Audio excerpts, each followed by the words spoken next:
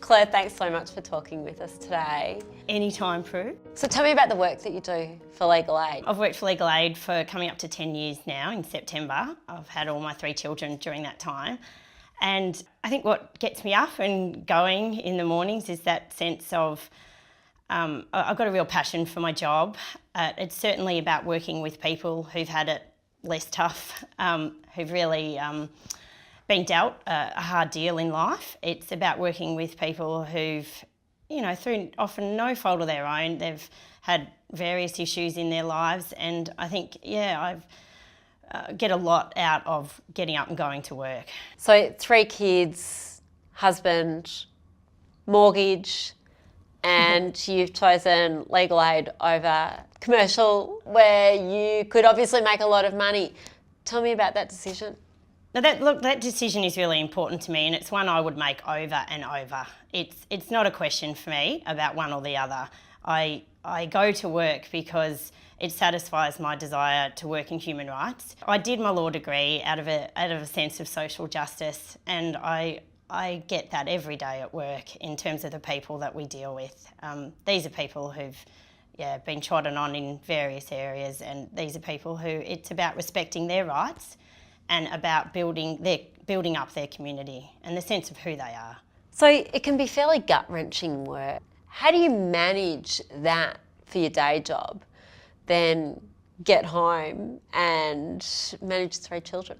Seriously, particularly in the first 6 months to 12 months of the career, and perhaps each time after having a child and going back to work and settling back into that type of work, there's been a lot of tears. I've had many a day of driving home in the car crying in terms of something that I've faced at work, or something maybe that I should have done better. Like what?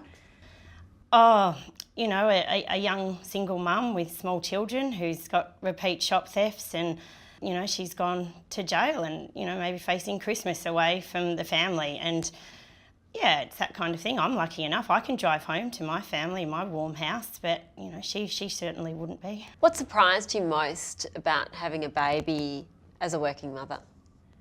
Oh, how much bloody work it is. I think and just all praise went out to my single mum clients that manage multiple children and a myriad of social and financial issues, as well as all the kids. I guess also this sense of that whilst I have a job and I'm at work, is that my number one priority from then on always is my job and my role as a mum, and that forevermore I'd have that most empowering job that someone could have. Yeah, I've always got that as my number one job. How do you juggle being a mum and a wife? What are your secrets? Probably juggle fairly unevenly, but it is a juggle, and it is a matter of I guess remembering at times to say no at work or leave work that little bit earlier. And I've got a terribly understanding and dedicated husband. He's very supportive. He's someone who hasn't put gendered expectations in our house.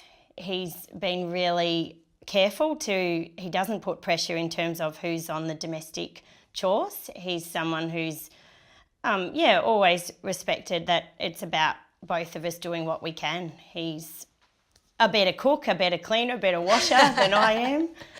And so I certainly think we share that side of things. So you mentioned that you would like, ultimately at some stage, to be in a more senior legal role with Legal Aid, but you've perhaps stepped back or allowed your career to plateau while you're having children.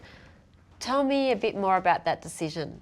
By having been, if I had been full-time for the 10 years, maybe I'd be in a different position, a different role, but it's not something that I feel like I've left behind, or something that I've missed out on. I mean, certainly to be able to have spent that time, that half the week with my children and half the week at work, has been a magic experience. And I don't feel like I've sacrificed my career and the positions. I think that I'm in that lucky state where, having not gone back to work for the finances, for me, I'm not driven by another position with more money. I'm driven by satisfaction of working with the people at the coalface. So I'm happy.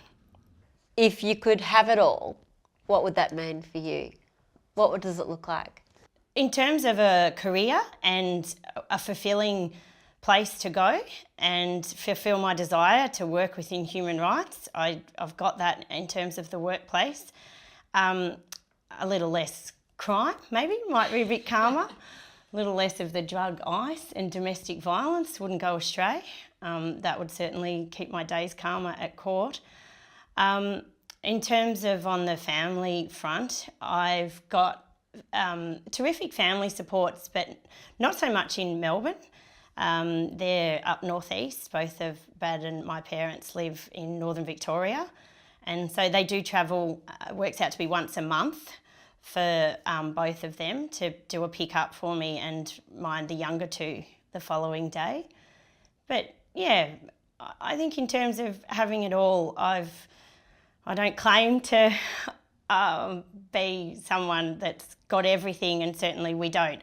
We don't have that. I think my husband and I have learnt not to worry and focus so much on the finances and the furniture and about, where we're going on holiday. I think it's more about where can we relax and, enjoy our time with the children and have some fun.